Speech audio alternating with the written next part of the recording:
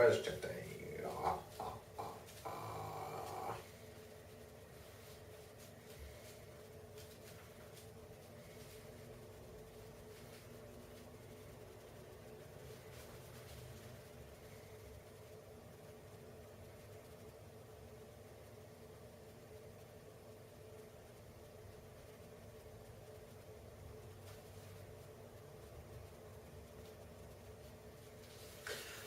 Hi and welcome back for I will position this thing at the battle. No, what? You crazy man? Yes, I'm crazy. I'm nuts.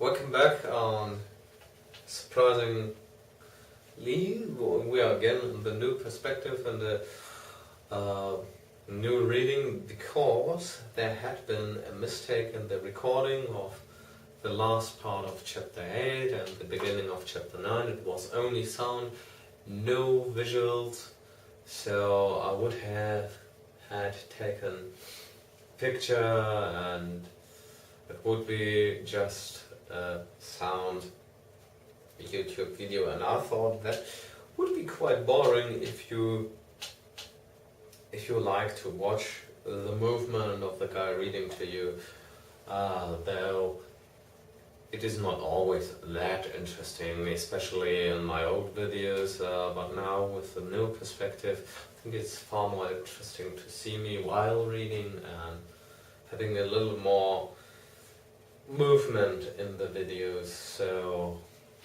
you still can go around in other tabs, and I will not give up so much time for this introduction, but let me assure you with rest that I will read now the last part of chapter 8 to you and the first part of chapter 9 and the following, and then we will have closed the gap between the old and new videos and can finally reach to chapter 15.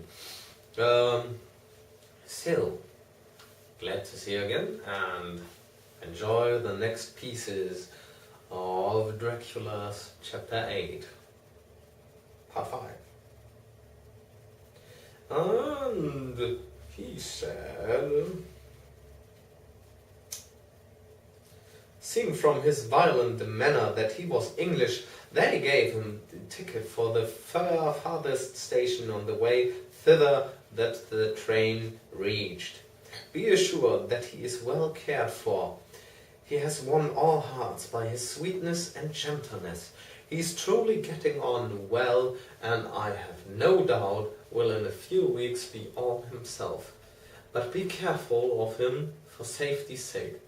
There are, I pray God, and Saint Joseph and Saint Mary, many, many happy years for you both.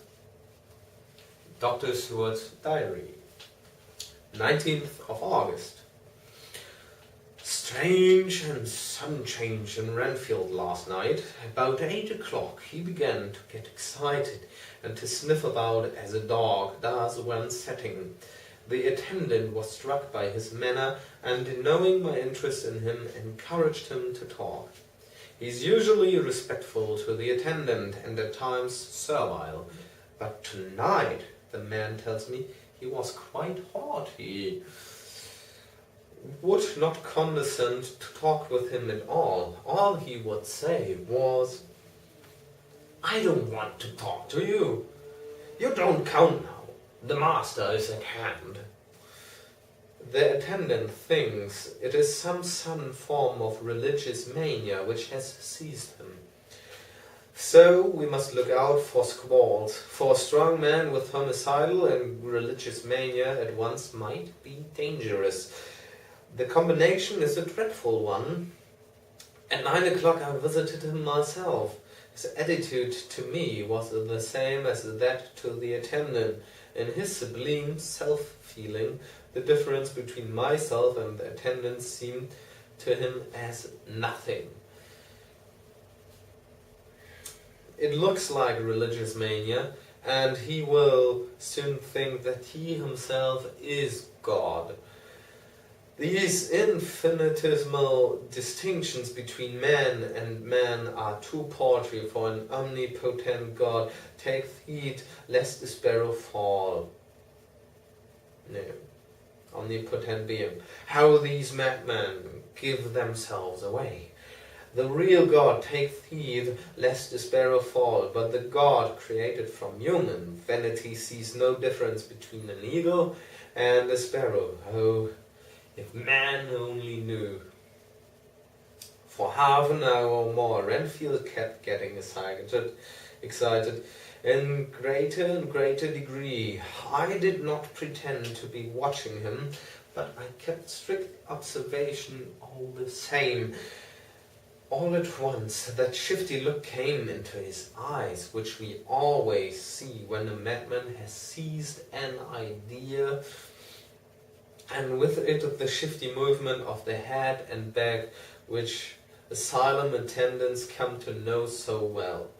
He became quite quiet, and went and sat on the edge of his bed, resignedly, and looked into space with lackluster eyes. I thought I would find out if his apathy were real or only assumed, and tried to lead him to talk of his pets, a theme which never failed to excite his attention.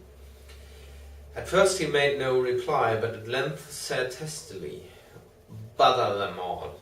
I don't care a pin about them." "What?" I said. "You don't mean to tell me that you don't care about spiders?" Spiders at present are his hobby, and the notebook is filling up with columns of small figures. To this he answered enigmatically, "The bright maidens rejoice the eyes that await the coming of the bride. But when the bird draweth nigh, then the maidens shine not to the eyes that are filled." He would not explain himself, but remained obstinately seated on his bed all the time. I remained with him. I am weary tonight, and low in spirits. I cannot but think of Lucy, and how different things might have been.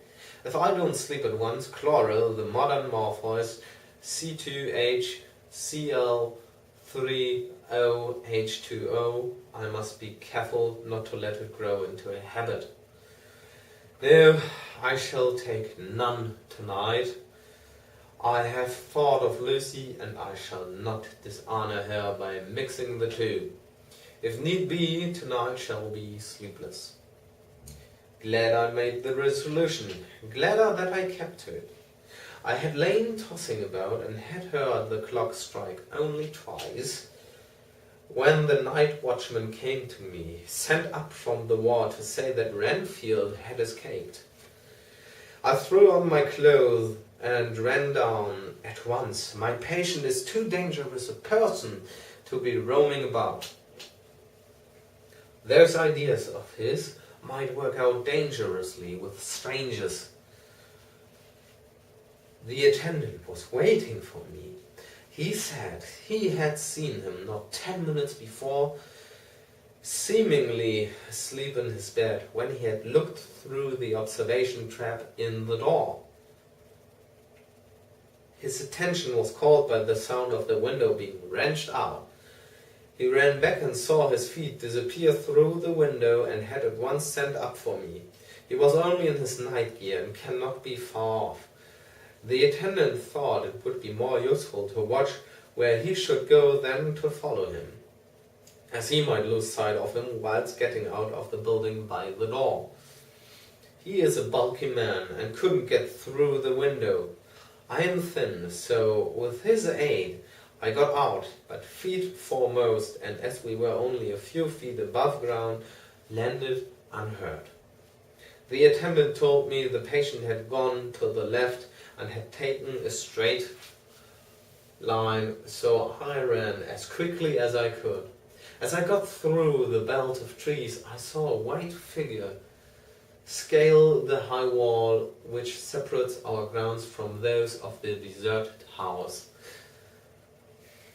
I ran back at once and told the watchman to get 3 or 4 men immediately and follow me into the grounds of Carfax, in case our friend might be dangerous.